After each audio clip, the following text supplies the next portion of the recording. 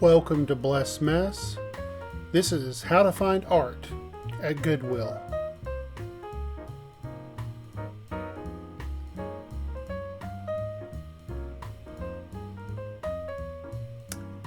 This is an art piece that I just found. It is called. It's from Haiti, and it's on flour sack canvas material. And the best way to figure out if a piece of art is worth grabbing at Goodwill is to look at the back.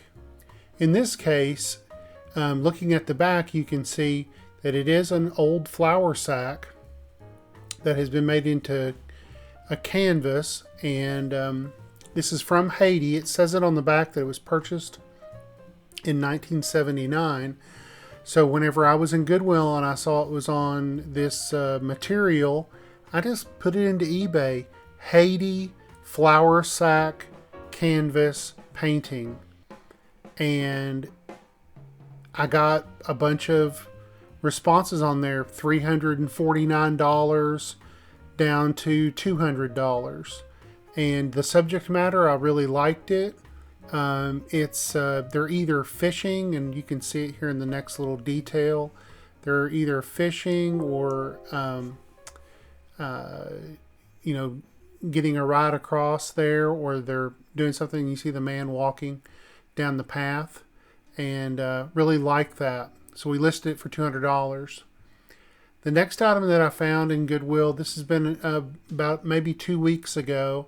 This is a poster print from the early 90s. I want to say it was 1991 or 92. Thomas McKnight. Super colorful. It's in a glass frame. It's like it's like 24 inch by 24 inch. And as you see, the back, what tipped me off was, if you see in the corners those little metal brackets, it's a metal frame. It's held together really nice. It was professionally framed. The back also has those little bracings in the corner, the little silver bracings. It's a foam core. It was professionally done, so I looked at the back to see what was going on with it. Here are some picture. I got 4 photographs from the Philadelphia Museum, and they were all Japanese heritage stuff.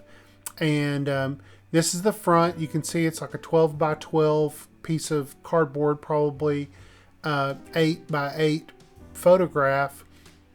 And on the back, it talks about reeling silk. So it talks about what's going on the front, talking about before, there were large factories. They were doing the reeling of silk. And I've already sold one of these. I think I sold it for $30. And so this one's about preparing tea, pan firing, and you can see these ladies they're working in this tea factory in Japan.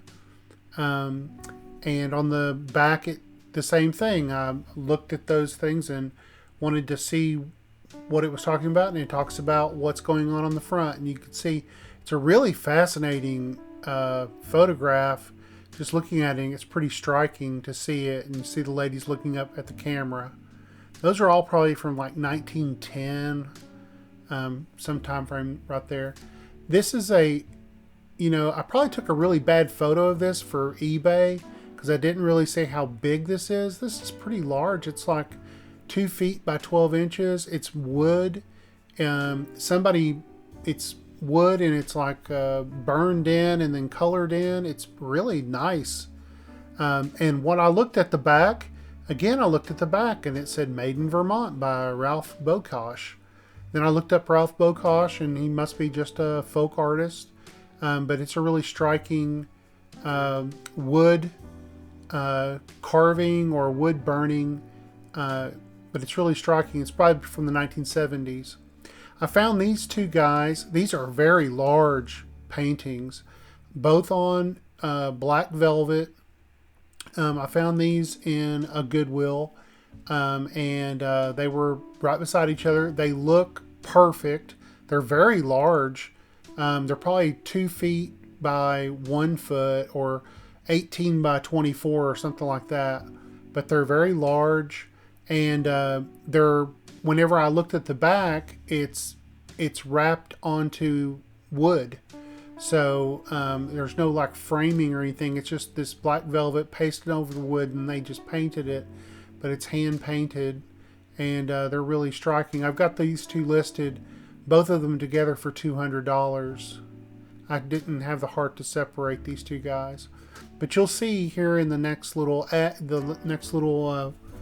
photo what the backs of them look like. And see, they were just on wood, wrapped around like a piece of plywood, real thin plywood, and they're perfectly secured. They weren't rippled or messed up in any way. Another thing that you can look for are needlepoint, and needlepoint is really good to look for. You want to make sure that it's something that is people might want to put up, like this is like for a school or for a teacher or something. It's relatively small. It's probably 8 by 8. And this is what the back of it looked like. It's sealed up. It's professionally framed up. So it was probably in a gift shop in the 60s or 70s.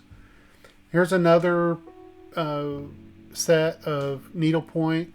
I look for mushrooms and poppies, and this is really colorful in these yellow frames. And there's a yellow frame mushrooms. There's mushrooms here, and then the next one's poppies.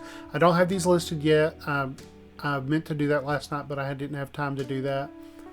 I'll probably list these guys for $10 a piece, and but they're professionally framed. They're on the back. It says it's from San Antonio, Texas, or New Braunfels, Texas. I can't remember which one. But here's the red poppies. So I guess in the 70s, people were really into poppies and mushrooms. And but needlepoint is really good to look for. Some needlepoint can be really good to look for, but pick something that you like. And if you like it, maybe somebody else will like it. You want to make sure it's searchable. Also, like poppy or mushrooms, easy to do. Needlepoint mushrooms, and you'll find other things on eBay to do that. Another thing you can find are vintage photographs. And vintage photographs are one of the best things to look for. This is of President Ford in 1976. I didn't get this at a Goodwill, but I just as easily could have picked up a vintage photograph like this in a Goodwill. God bless you. God bless your family. Thank you for watching. Teacher, which is the greatest commandment in the law? Jesus replied, love the Lord your God with all your heart, and with all your soul, and with all your mind. This is the first and greatest commandment. And the second is like it. Love your neighbor as yourself.